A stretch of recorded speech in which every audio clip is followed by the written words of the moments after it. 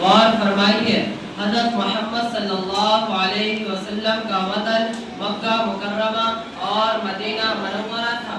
آپ صلی اللہ علیہ وسلم مکہ مکرمہ سے اپنی ولہانہ محبت کا اظہار ان الفاظ میں کرتے تھے: ما اطیبک من بلد وما احبک الی، کہ تو کتنا پاکیزہ شہر ہے اور مجھے کتنا محبوب ہے۔ اس محبت کی تعریف دینے والے پیغمبر حضرت محمد صلی اللہ علیہ وسلم خود اپنے پروردگار سے اس انداز میں دعا مانگتے تھے: اللہم حبب الینا کحبنا مکہ او اشد، اے اللہ جس طرح ہمیں مکے سے محبت ہے ویسے ہی بلکہ اس سے زیادہ مدینے کی محبت ہمارے دل میں ڈال دے۔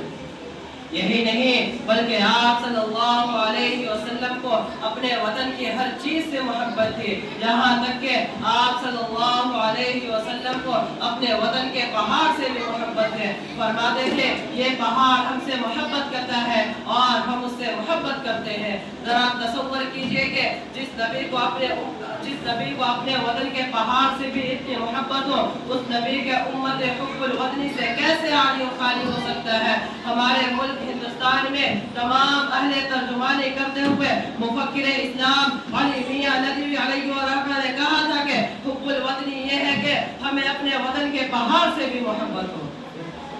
تاریخ کے پچینوں، ہندوستان کی تاریخ گواہ ہے کہ ہم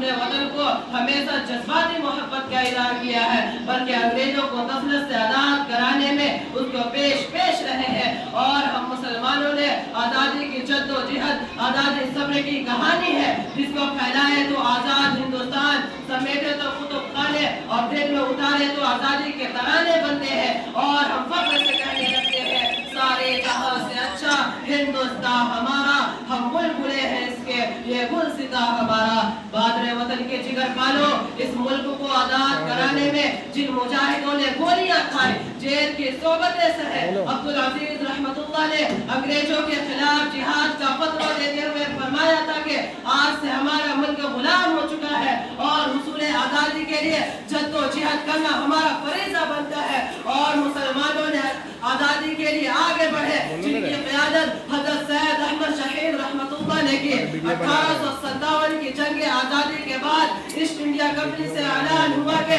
تمام مولیوں کو تخت دار پر چڑھا دیا جائے، چنانچہ 15 دنوں تک پورے ملک میں قتل و غارت گری کا سلسلہ جاری رہا۔ 2 لاکھ مسلمان شہید ہو گئے، جن میں 51,500 علماء کرام چاندنی چوک، لال قلعہ اور جامع مسجد کی گلیوں اور چوراہوں پر علماء کو سولی دے کر عوام کی عبرت کے لیے کئی دنوں تک لٹکا کر رکھا گیا۔ مختصر یہ کہ ہندوستان کو آزاد کرانے کے لیے ہمارے اکابر نے گولیاں کھائیں، جیل خانے آباد کیے، دار و رسل کے مرحلے سے گزرے، آخرکار آزادی کی جد و جہد 1700 میں شروع ہوئی تھی، وہ 15 اگست 1947 کو آزاد ہو گیا۔ مگر جب پڑا وقت گلستاں کو تو لہو ہم نے دیا، مگر جب پڑا وقت گلستاں کو تو لہو ہم نے دیا، جب بہار آئی تو کہتے تیرا کام نہیں ہے۔